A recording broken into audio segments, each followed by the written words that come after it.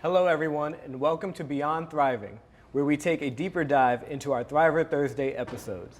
I'm Gabriel Kerr. And I'm Jade Anderson. Our focus today is on how to build a strong community where everyone feels empowered to thrive. We're joined by David Banks, president of the Eagle Academy Foundation, and Dr. Michelle McMacken, expert on preventing and treating chronic disease through nutrition. Thank you both for joining us today. Thank you. David, my question is first to you. Brooklyn Borough President Eric Adams built a career around public service, police reform, and education. Why do you feel that education is such a critical part of helping build strong communities? First of all, you can't have a strong economy, you can't have strong community, you can't have a strong social order if the masses of people are not being educated. Education is the gateway to careers, to possibilities for the future, for young people. That being said, the challenge has always been ensuring that we have a solid educational experience for all children. And I think in far too many Black and brown communities, that has not always been the case. How can we reimagine, especially in today's world, what education will look like?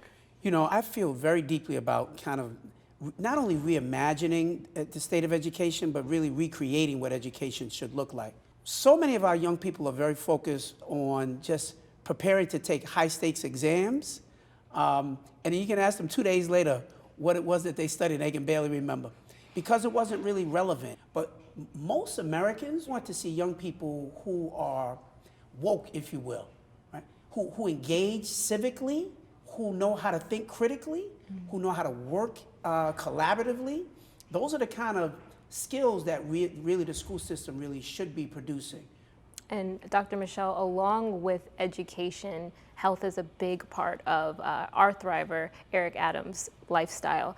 In a lot of urban communities, there's a lack of healthy foods. So how can people stay healthy with limited resources? That's a great question.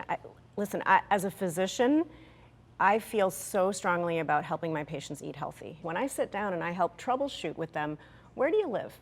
What do you see in your grocery store? What can you access that's healthy for you? And a lot of people don't realize that there's options out there that are actually quite good for you. It's just a matter of honing onto those foods. This goes back to what I was talking about in terms of education, right? So helping young people earlier on understand about health and nutrition. So it's not just something you teach for 45 minutes once a year, right? But actually helping them to understand the impact of food and nutrition before they become sick adults. When I talk to adults about what they're serving in the home and what they're choosing to cook in the home, what they have access to, I talk about this is what, if you have kids in your house, kids need nutrition to thrive the same way adults do. That's right. And at the end of the day, the earlier kids are exposed to healthy foods, the more likely they are to make healthier choices when they have access to them for the rest of their lives. That's right. Absolutely. And then we have this epidemic of seeing illnesses in kids that used to only be diagnosed in adults, right? Type 2 diabetes, hypertension. Absolutely. And so, the urgency around getting healthy food into our neighborhoods, into our communities, into our families, into hospitals, into schools is really tremendous. Probably the most important things people can start with is eliminating a lot of the really processed foods in their diet. And to transition to another part of Eric's story, he joined the police academy after experiencing police brutality. And David, I know you have family who are also policemen.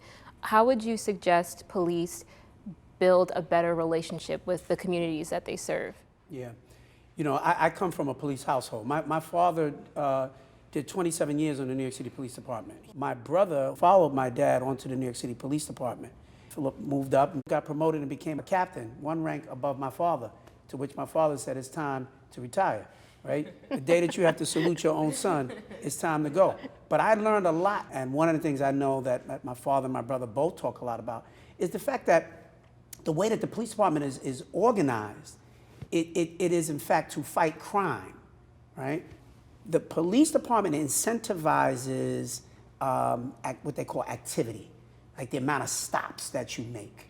And they don't incentivize kind of this collaboration, getting to know the people in the community. And so if you want to change that, you got to change that system and have really truly what they consider community policing, where you got to know the old cop in the neighborhood. And those are the kinds of things that must be incentivized, and we don't do nearly enough of that anymore.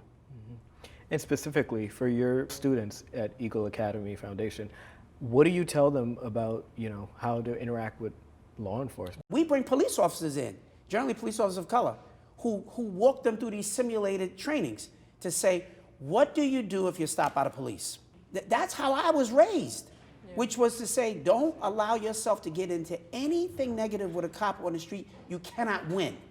That's real talk that we have with the boys at Eagle Academy.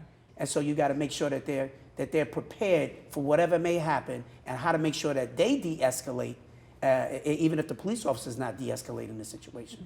And what types of reforms does the police force in New York and across our nation need to make in regards to their relationships with the communities that they serve? And let me just say this. I believe in the police, and we need the police to help us to properly police our communities, right? But to properly police the community, you have to have a healthy respect for the community. The culture of the police department has to change. Leadership and vision and people who get it. It's the culture of the police department that needs constant change. We hope everyone enjoyed this panel. Be sure to share tips on how you've made your community stronger in the comments section. And for resources on social justice reform, education, and health, visit our resources tab on thriverthursday.com. Thank you for watching Beyond Thriving.